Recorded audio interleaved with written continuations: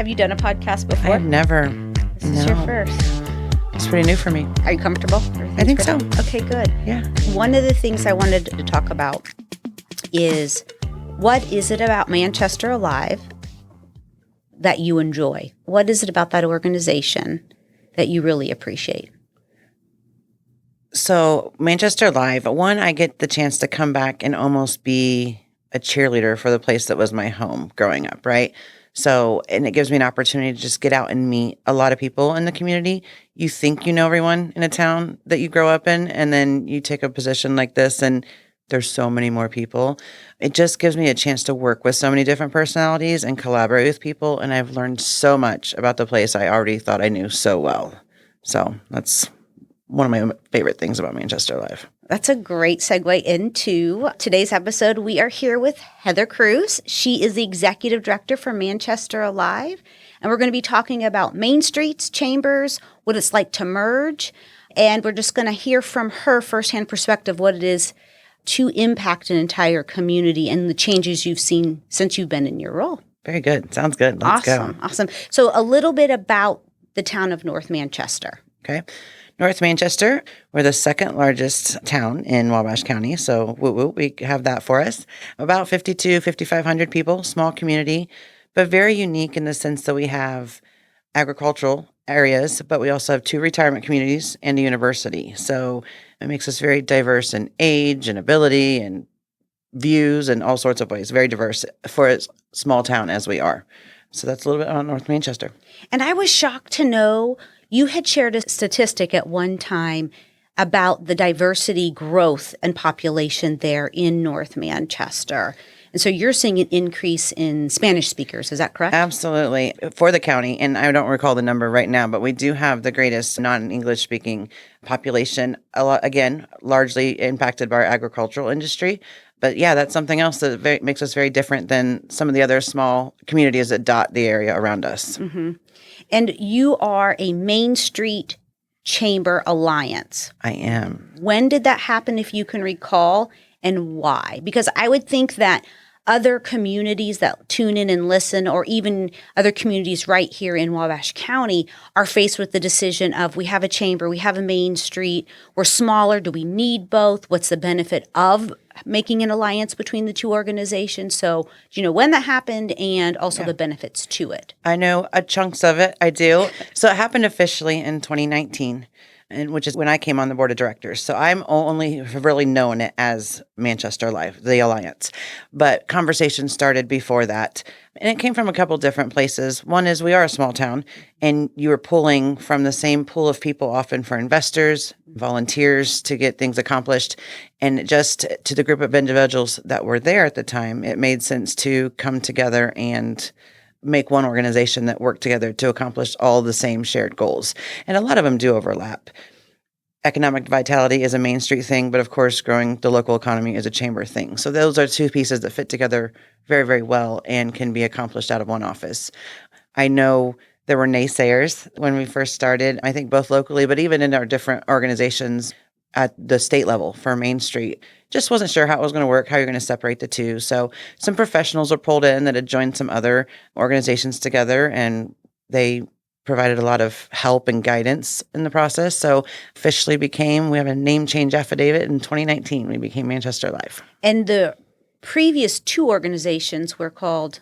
North Manchester Chamber of Commerce and then North Manchester Main Street. Okay. And we still have each of those. We just operate under the Manchester Alive umbrella.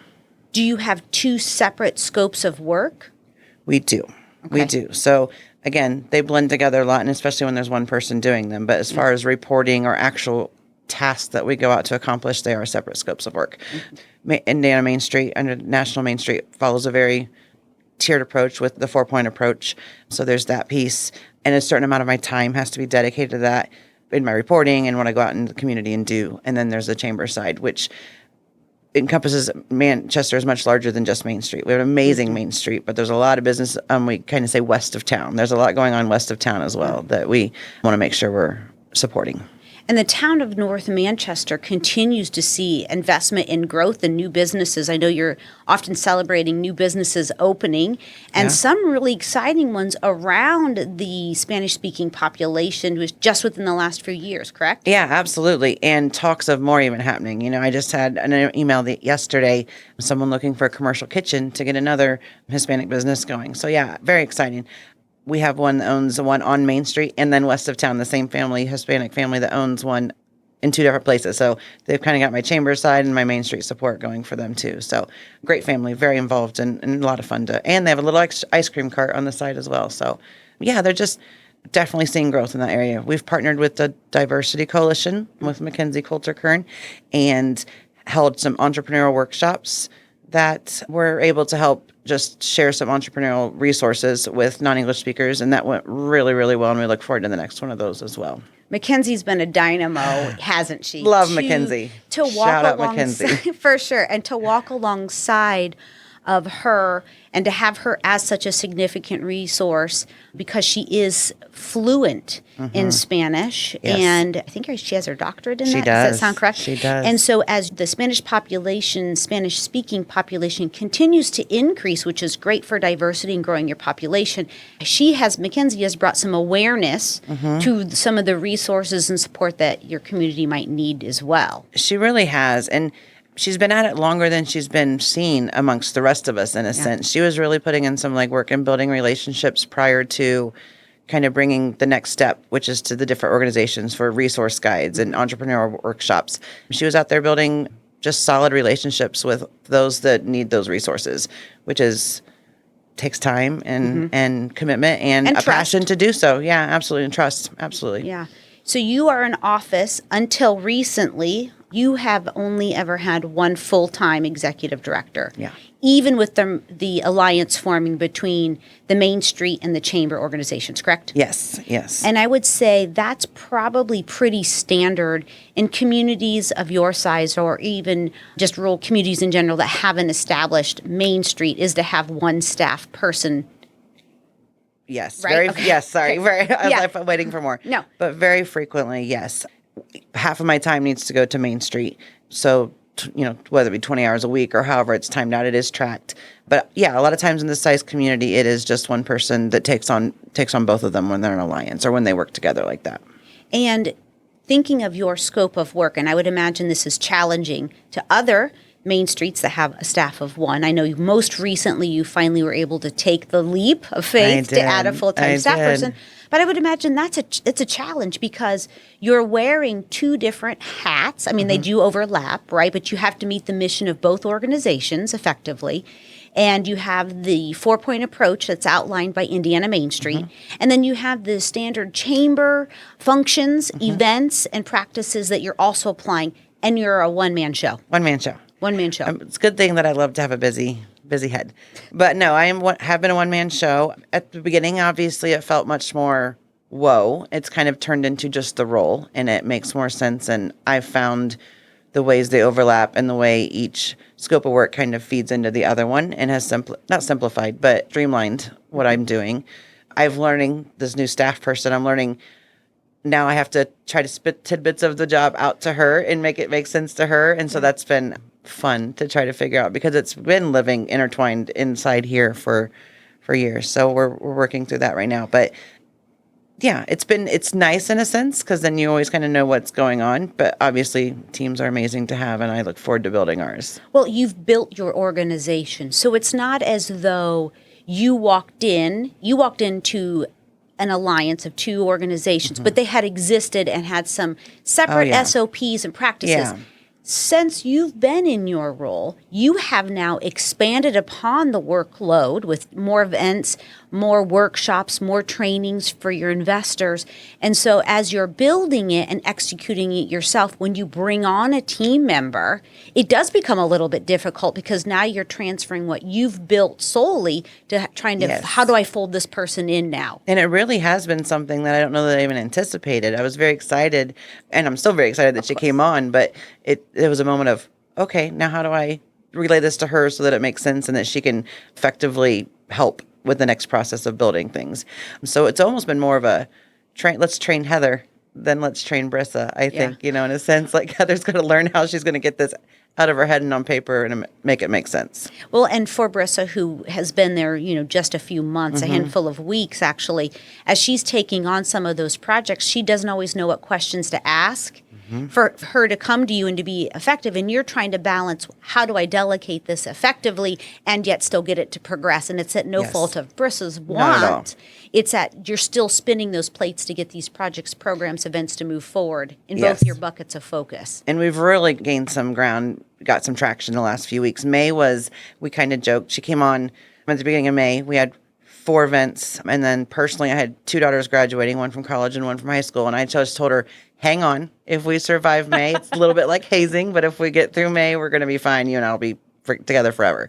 So we're gaining some ground and kind of finding our places, and we're just having time to share SOPs, and she's meeting people and kind of understanding more of I don't think she feels like she's being drugged behind right now as much as she might have in May. Like, hang on, let's go, girl. I was like, I don't know that I was quite ready for you. I'm excited for you, but let's get through this, and then you're my focus. So she did it. And that can also be like, let's see how well she treads. Yeah, I mean, girl did it. She did it. She's still showing up in the morning. So with a smile. And with a smile. On her face. Manchester Alive has diversified its programming over the years. So I'm grateful that you have the help of someone. You've had interns. You've had a great partnership with Manchester University. Have you ever taken advantage of the high school intern program before? My high school, I just lost him in May. And actually, Carter is freelancing for me just a little bit for some social media stuff because I wasn't ready to let him go. He's done a great job. He has a great eye for digital media. He actually won a lot of yearbook awards. He was on the yearbook staff. So he really is a great asset. So full year, he was there every day, Monday through Friday in the afternoons. And so that was fantastic. He was a godsend. I enjoyed having Carter. And it was so fun. They were basketball champs this year. So that was a fun experience to have him. He's on the team. So a lot of fun year with Carter. Well, and that was a great way for you to take advantage of getting a high schooler involved into the community and becoming a stakeholder in that connection back to North Manchester. Yeah. And then you've also used Manchester University actually has a program where they'll pay your college intern, correct? And you've done that for quite some time. I've done that twice. Okay. The shared internship. Yes, absolutely. The first one, I was very new, and it was one of those, I don't even know if I'd ever had an intern, but it was, we learned together. Ian and I learned together at that time. But he also helped me do some research. We were talking about the coop and an incubator, and it was nice to have someone just, okay, we're doing this. I'm not quite sure what we're looking for, but he, university senior, so he was able to help me get some legwork done and research there. So that was great. So yeah, that's been a great asset. That's especially for a small nonprofit with a limited budget, sometimes to spend on different things or to put towards something at a certain time. The shared internship has been great with the university. Very helpful. And you mentioned you said Ian was your first? Yeah. So you mentioned when you had Ian, you alluded to the coop, and we're going to get into what the coop is because I think when you took this role, your organization owned its own building. We did. And it was a historic brick home turned into an office, which is amazing part of that revitalization piece that all Indiana Main Streets love. I do love that. But you decided at some point to take a huge risk. Huge. Can you talk a little bit about going from the historic home / office to taking the conversations a little bit and then taking that risk and then what that risk actually ended up being with the coop? Absolutely. So I came on in July of 2022, and we sat in a little brick building around the corner on Market Street, and it was pretty quiet, and we did some Second Friday events, and I was staying above water for the most part, I think, out loud anyway. And I know some of you podcast listeners will know Mr. Alex Downard. He came in with an idea at one point, and it came about from a couple different reasons, but one would be Imagine 185 to develop a pop-up retail space in an underutilized building on Main Street or in one of our communities here in Wabash County. And so that's a plan that everyone has gotten around, and our community, from residents to the local government. So that was the start of it. And so when he was thinking we should have a pop-up business, what was the hope of, why was that an idea? What was the purpose of this pop-up? Well, in the second half is we were just at a place. So Manchester Live had been in Manchester Live for 3 years. And that's still a really infancy of an organization. We were just kind of like in toddlerhood maybe. We're trying to figure out, okay, who are we? What are we doing? we were having some cyclical conversations during board meetings, and we were just ready to show up in a bigger and bolder way for our community, for our businesses. And so that was the other kind of piece of this small business incubator, the Coop. So we said goodbye to that little cute, quaint brick building. It's now personal residence, which is awesome. Housing, another housing option so close to downtown in North Manchester. And we moved to a giant 4,400 square foot on each level, 3-level building on downtown Main Street, and went to work. Literally, we had a demo day. We had hammers and sledgehammers and went to work. So when you talk about taking a risk, your organization took on debt. We did. Correct? We did. You owned your previous building. We did. Right? And so you sold Yes. it. And you actually had to have some really hard board discussions about, okay, now we're going to take on some debt as an organization, as a nonprofit organization. As a nonprofit organization. And it's risk. Absolutely. Okay. So you had to, lots of discussions, lots of hard discussions, lots of, even in my own head, outside of there, just, is this going to make it? You have to, and people have heard me say it before, I had to drink the Kool-Aid. I had to believe in this. I had to know that this was going to be the vision we could make it become what we were envisioning. But yeah, it definitely was a risk. And we applied for a USDA Rural Business Development Grant that we got that first year, which was awesome in helping get the construction going and take obviously a large piece of that scary financial part off and really get the project started and kick it into gear. So, but absolutely it was risk. And the building, anyone who hasn't seen it, stop by. It's fantastic and it's turned out great. But yeah, we had days sitting there as we all looked at it before we purchased it, kind of looking around thinking, are we sure? Are we sure? I'm so glad we did, and that the hard conversations were had and the risk was taken. But definitely, you had to really think about that because it's a big deal for a small nonprofit to take on debt like that. It is. Now, remind me, how big is the building? It's 3 levels, and each level is 4,400 square feet. 4,400 square feet on each level. And I wish I could think and remember what the square footage of the place the house I was in before. I mean, your office was like 400 square feet. I mean, it was a doctor's office to the home next door, but 100 years ago. But it definitely was a much bigger space. And the people that would come in and say, "Did you just need a bigger office?" And just before they saw the vision, just the chuckle of, "Oh yeah, that's all the filing cabinets. We couldn't keep them in here." But I remember seeing the renderings of the first floor and thinking to myself, how is this going to work when you have 4,400 square feet that you're renovating? And the hope was to create individual small business spaces, right? Yep. And then if I remember right, you have a goal. The goal is then they are in this incubator, true to form, and will grow and fill another storefront downtown. And it's almost like a revolving type of process for entrepreneurs, correct? Absolutely, yes. So that's kind of where the name developed too, is small business incubator. They come in, the space is provided for much less than you could rent a storefront. The utilities are built into the pricing. And we've all rented or purchased or done something, and we know what it's like to, whether we get your first apartment outside of mom and dad's place, right? Like, we don't realize how much it costs to do something like that until you take it on. So that can be a hindrance to a small business trying to get started. So this takes that piece away or significantly reduces it. But then the goal is that they take advantage of the resources we can connect them with. I joke that I don't know everything, but I hopefully know the person to connect you with to help you grow their business. And everybody's needs will be different. I might have a marketing grad come out and not need help with the social media aspect because they're, a marketing expert, but they might not have any idea how to file business taxes, right? So that's a different person to connect them with.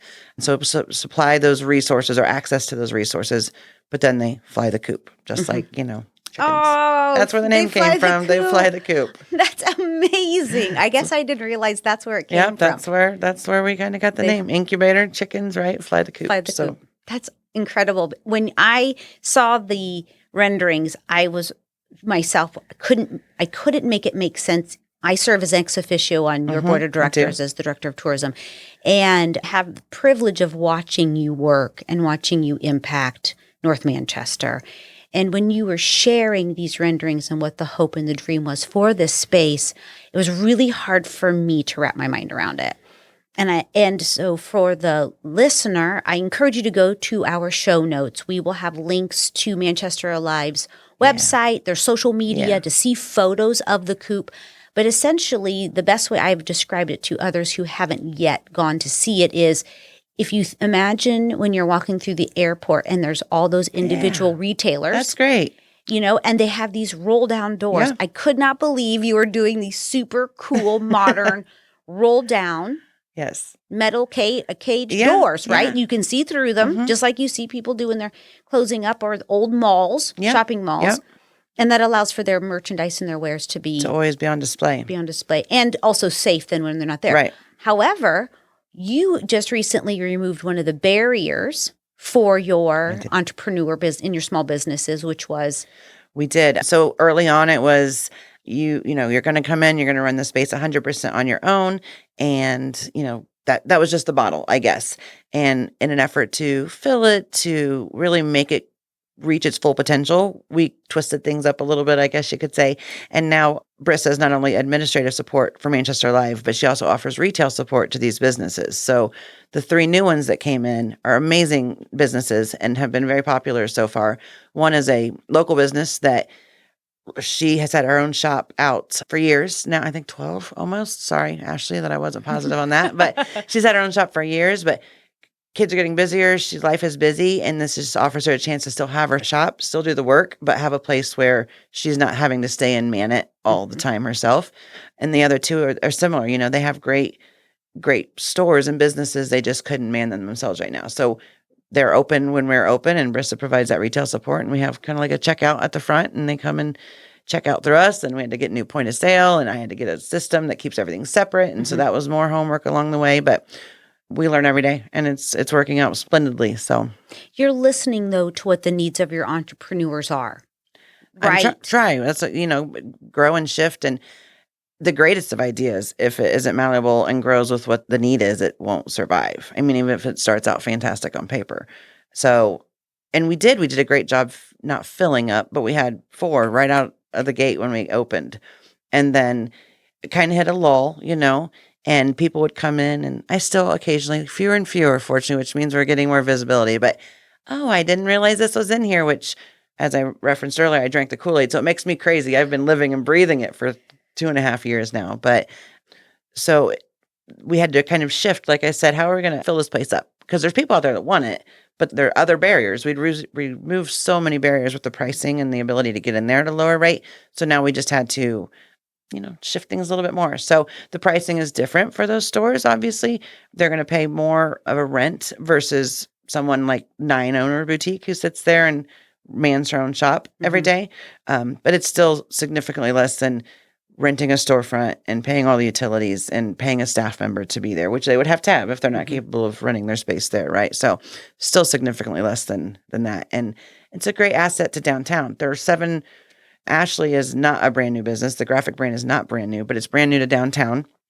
So it's 7 businesses that are brand new, that were never in downtown until they came into the coop, which is pretty awesome. It is incredibly awesome, and it's diverse. So at the time of this recording, what are the types of businesses that you currently have? And you're welcome to share the names of those individual businesses that you have currently in your incubator space. Okay. We have my flag, my corner store, 9 Boutique. Nicole came in.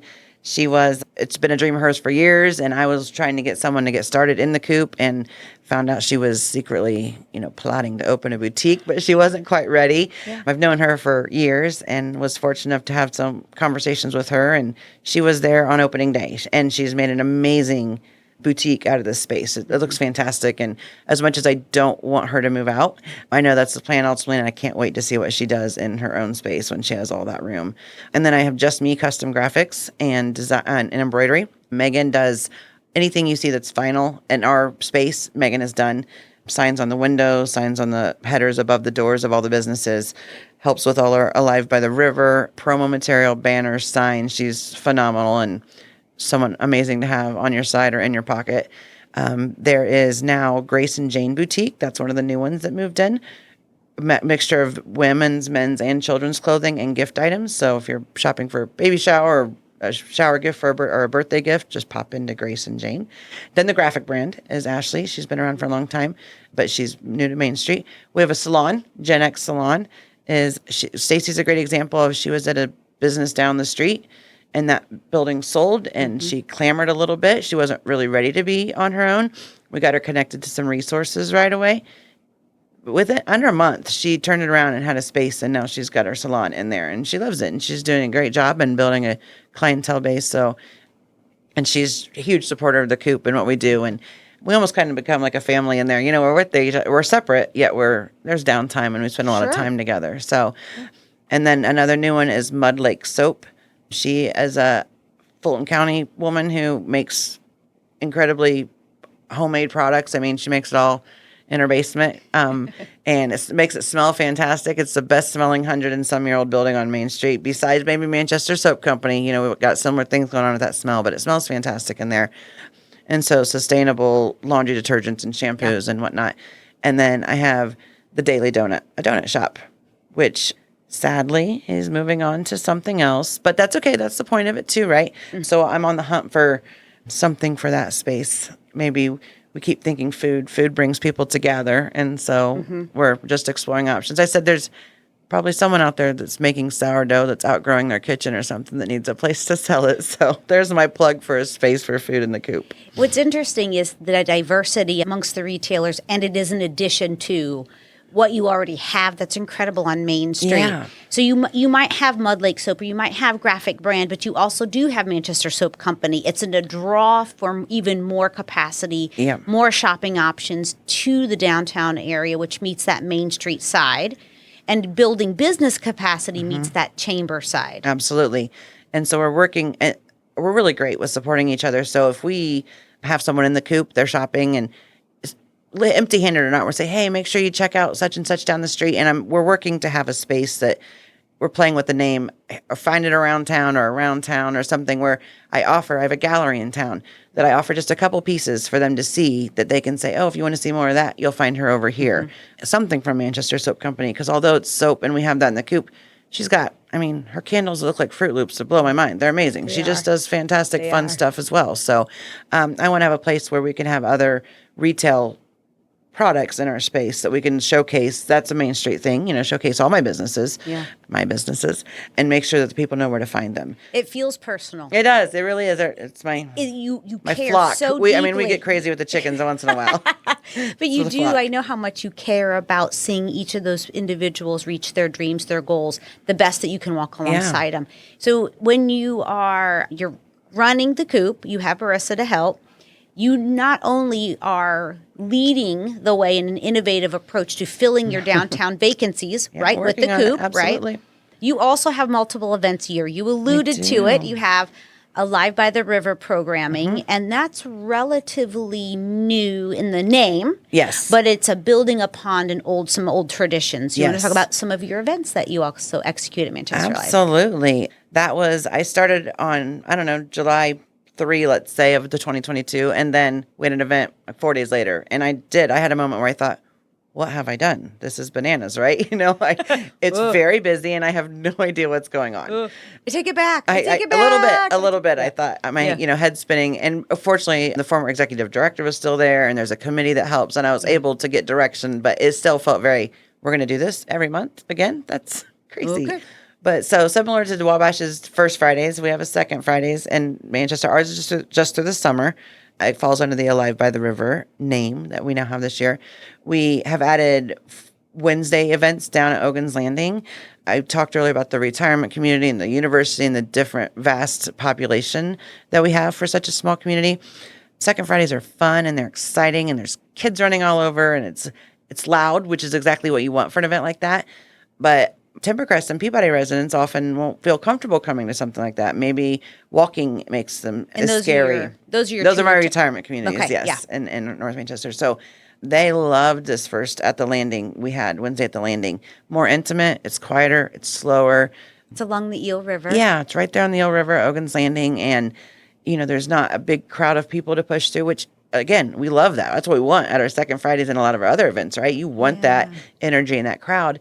But this At the Landing event had an amazing energy as well, just quieter. And I worked at Timbercrest at one time, so I have a lot of friendly faces from there that I recognize that were residents there and are still. And it was just great to see them. And they're just like, oh, we love this. It's easy to access. There aren't curbs and things like that. So when we were trying to be inclusive to our community and hold community events, you have to see the community in its entirety. And so we have a university event coming up soon, I guess it's in September when they come back to school.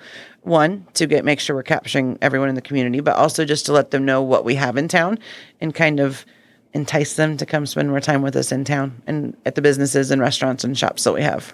Which is incredible for you to find another way to fold the university into the community, because we would love to see some of those college students return back here after look at some of the things they're doing, or stay, and then also feel connected to the community as a whole. And that's actually how my co-host you referenced, Alex Downer, landed here. He wasn't from this area, went to Manchester University, got folded into some of those incredible experiences like you mentioned, and chose to stay. I have another board member that also is a transplant, came to the university, chose to stay, and now his parents live here. They moved here as well from Hicksville, Ohio.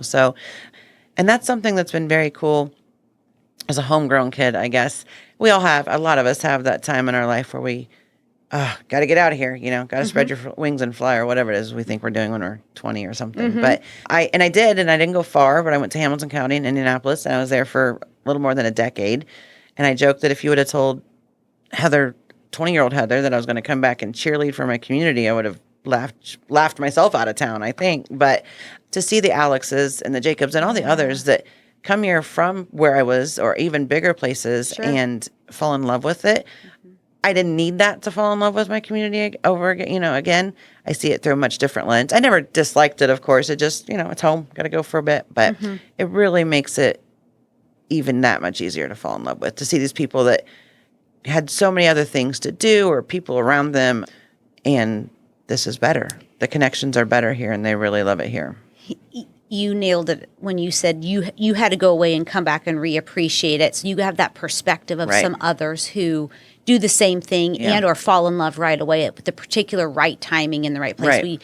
We just did an episode on staying or leaving rural America, and it either appeals to you at the right time and it can be a great fit, or sometimes it doesn't, and that's okay too. We think if this is what you're interested in, this type of lifestyle, it can appeal to you. And most certainly what Manchester Alive is doing is working really hard to impact quality of life and place for residents who already live here. And you take that very personal. I know that's something that's deep to your heart, but also an enticement for those who might consider they're coming to visit, and they might consider it a place to call home, move their parents to come live by, and or build a business. Yeah, absolutely. And we have, again, that diversity in that population. We have families coming from all over the country visiting aging parents in those retirement communities, or looking at those retirement communities about potentially moving them in. But then on the other end, parents, siblings, best friends coming to visit university students that get an exposure. And if we can get them to an event or into the coop or just out to some of our, even throughout Wabash County, the reservoirs, the experiences you can have here, there's so many ways to grab their attention and hopefully keep some of them here. And your efforts, and I know you have a great board of directors, you have great volunteers that you've leaned on over time, great mentors. That's what's really neat about North Manchester, and I think Wabash County is there are very few people who wouldn't give you the shirt off their back if you needed it, and right? That's true personally in my personal life, but also I'm learning professionally. And coming on, I had a lot of great relationships instantaneously. Your team is amazing. All of them. But then I go to seminars or other things, Main Street meetings, and I've had phone calls come in. Not all chambers and Main Streets get along. I didn't even realize that was a thing. Sure. Local governments and Main Street organizations frequently aren't supportive of each other and each other's vision, even within the state of Indiana. So another reason to feel blessed that in Wabash County, we all collaborate so well.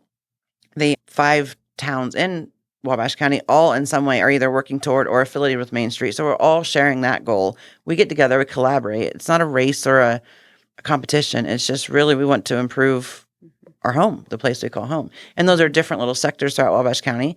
But overall, we are a piece that makes up Wabash County.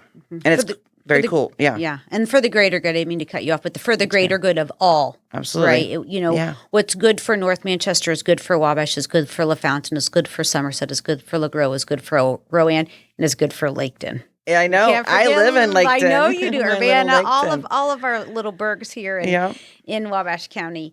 So you are responsible. Your organization is responsible for these incredible events that drive foot traffic to your downtown, your riverfront projects.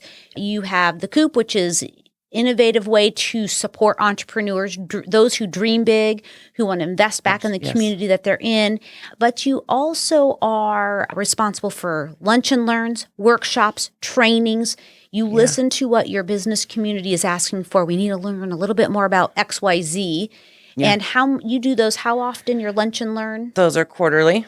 And that's the more chamber side. Main Street businesses, of course, are available to them as well. But you have to make sure you're looking through both lenses and you're supporting outside of Main Street. It can be really easy when they're all surrounding you and you're right there, and a lot of the events fall there to, I don't want to say lose focus, but it's easier to stay focused on Main Street and not branch out. So these quarterly luncheons and other events like that kind of help you branch out.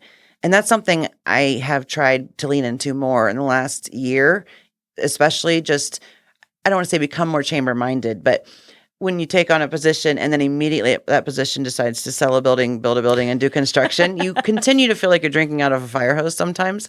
And now it's starting to just, it feels settled and it's happening now. And so I'm trying really hard to dig into that, the chamber piece. What do you need to feel supported? And what MPS needs is going to be different than what the grocery store needs versus what Farm Center is going to need, right? So it's just getting out there and talking to them and understanding them and what their needs are, or how we can support or have a partnership, I guess. I would imagine there are a lot of Main Street Chamber Alliance, Main Street Chamber organizations that are listening in that think, wow, that is a huge scope of work. And it is. It is. You know that it is. It's work. Yeah. And it takes work and it takes time. And you are a mother, and you have active children. And I believe, does your son play baseball? Yeah. Your son plays baseball. Yeah. You live in the rural part of, just as north of North Manchester and Laketon. It's a small community. What is it like for you to balance? Is that hard? And I think it's important to be honest. Yeah. Is it hard to balance time off with time on when you're at the office? Yes. And I think a lot of it is a me thing. If the idea strikes me at this time in the evening, if nothing else is going on, I want to go handle it and take care of it, right? Mm-hmm. So some of that's just knowing your own, not weaknesses, but opportunities and setting boundaries for yourself. Mm-hmm. It was hard during construction. I got lost a lot setting any boundaries because I couldn't work in the building. I thought I'd try that till about the fourth hammer swing, and there was no focus. It just wasn't happening. Yeah. So there was a lot more working from home or out of someone else's office. Yeah. And that was easy. That got really easy real quick to consume my evenings, because you handle things off and on throughout the day if you're working from home. And then, I had a 4-year-old at the time. So I had to say, no, stop and set some boundaries on my time in that regard. And there's still times that it's busy and crazy, or I have something I'm trying to meet a deadline or reporting or whatever that I'll work in the evening as well, but it's more manageable now. And I do a better job of that. But yeah, there is a balance. I mean, I have aging parents, and I have one just graduated college and one going off to college, and one that plays, baseball as a teenager and one that plays baseball as a 6-year-old. So and chickens and all the things, Christine, all the things. It's very full. It is very full. What do you use to organize your work? That is a lot to manage, admittedly. Yeah. You are managing 7 businesses inside the Coop. 7, yeah. A staff person now. Sometimes additional interns. Yep.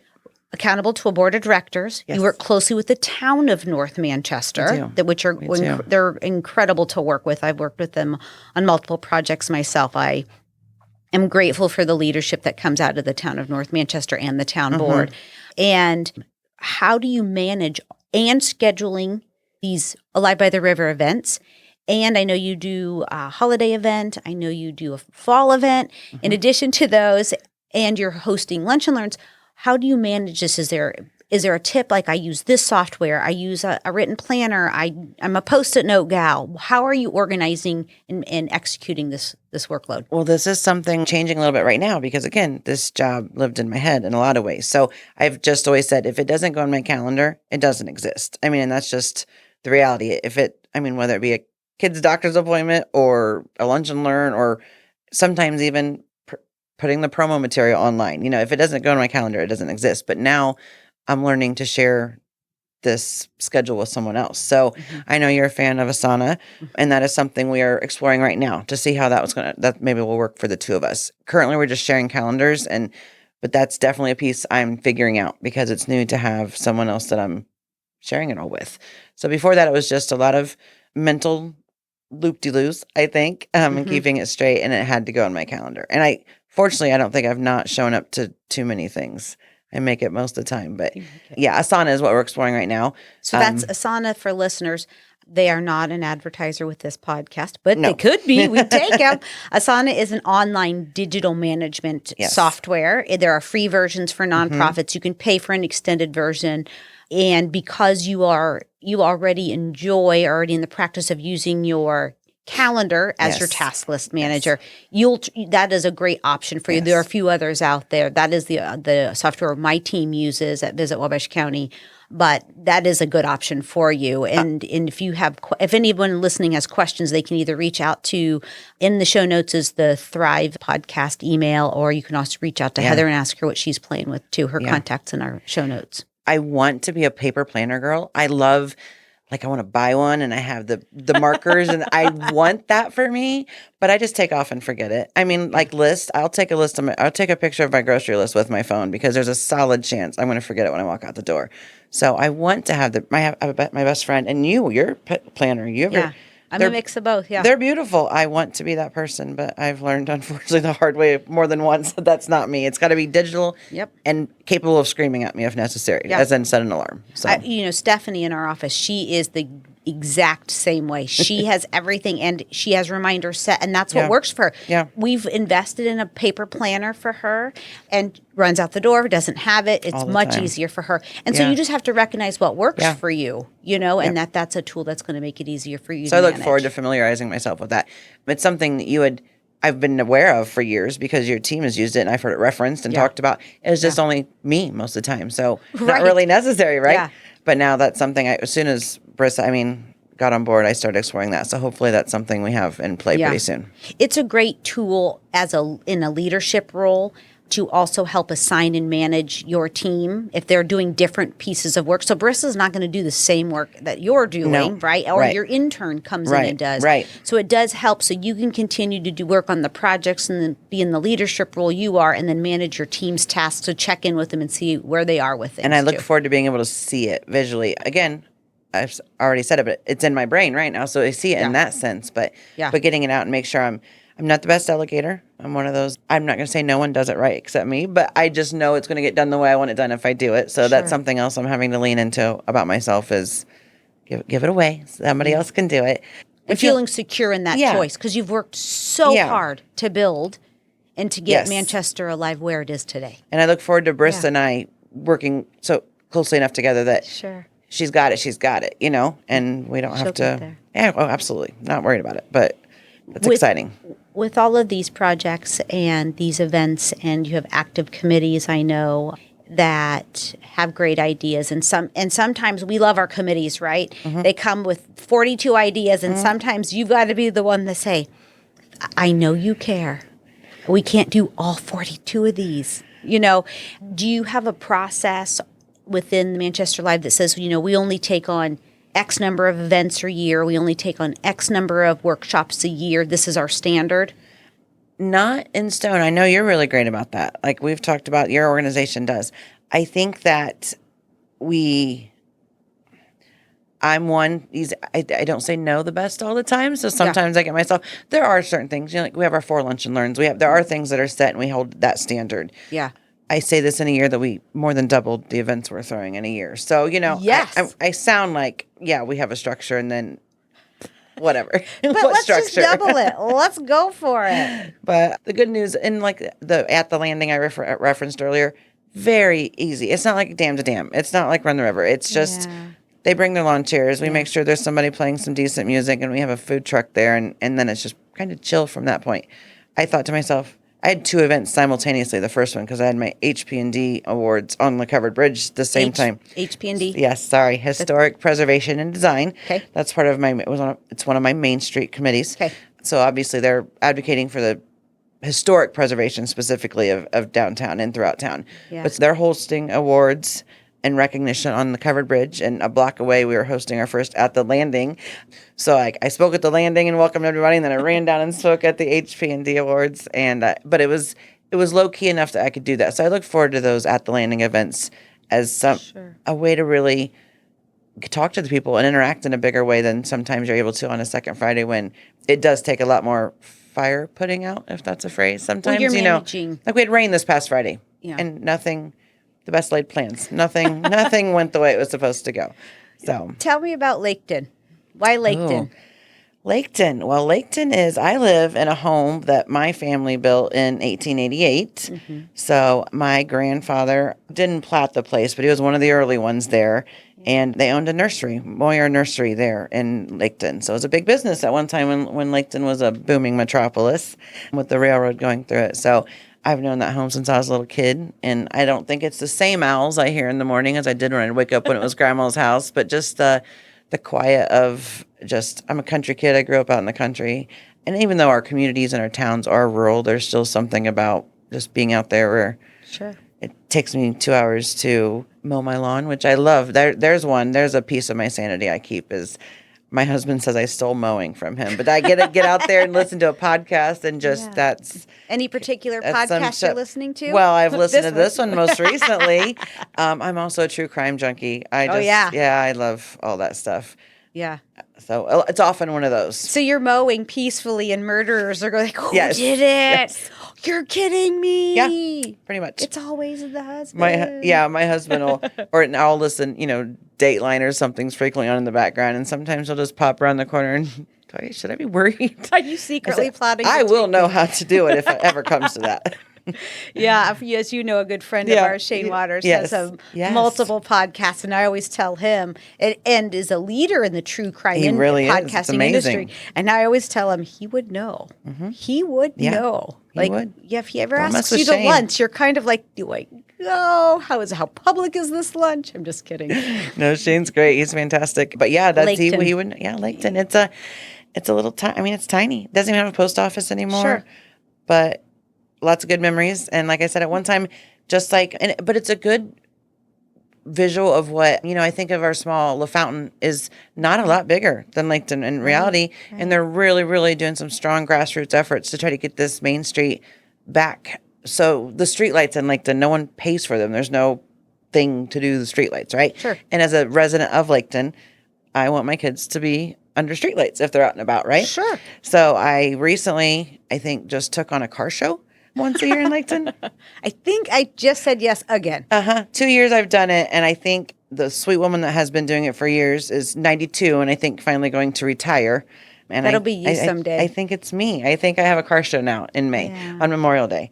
But the money raised from that is what pays the streetlights for Pleasant Township for the Laketon. Heather, you are one of the most humble community servants. You are. Well, thank you. And it shows so easily and so brightly the way you're passionate about the work that you do, not only in your professional life and impacting North Manchester, but just hearing you talk about Laketon, right? And the deep roots that your family has there, sharing that with your children and your family, and looking ahead to the future of how you can continue to make impact. We often say what's special about Wabash County is the people. Mm-hmm. It really is. You're that people. Oh, thank you so much. I really appreciate it. Any last thoughts you would want to share with those listening, whether they're in our county, in our community, or outside that might have questions, comments, concerns, thoughts? Just, I guess, get involved. We have amazing communities. And it doesn't have to be as a volunteer. I'll take you, though. Shameless plug. But just join those. Go to those events. They're fun. There's a lot of people out there working really hard to make sure there's something fun to do, and it's not all the same thing. It's not all loud music or car shows or this. I mean, you're organization is amazing at spreading it out in a lot of different events. And we're growing ours all the time, trying to make different things possible. So get out there and get involved in your community, whether it's just enjoying the things that people are already putting out there or getting involved on a volunteer level, and just be an ally, I guess, and use, servant's heart.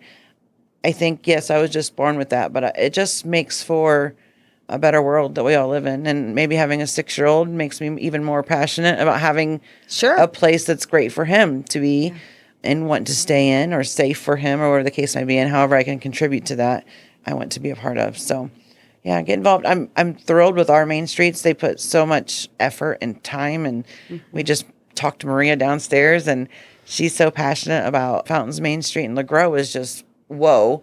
I met my husband 13 years ago, and he lived on Washington Street in LeGros. Yeah. It looks different. Yeah. It looks a lot different 13 years later, Lots of good growth. Yeah, Lots it's amazing. It's so fun to see. And I had a Rowan address growing up, so seeing Rowan and streetlights and all the things, all the beautiful things they do down there, just really exciting to be able to see it as it's grown and changed through the years, and to realize so many people are passionate about it. You don't realize that when you're younger.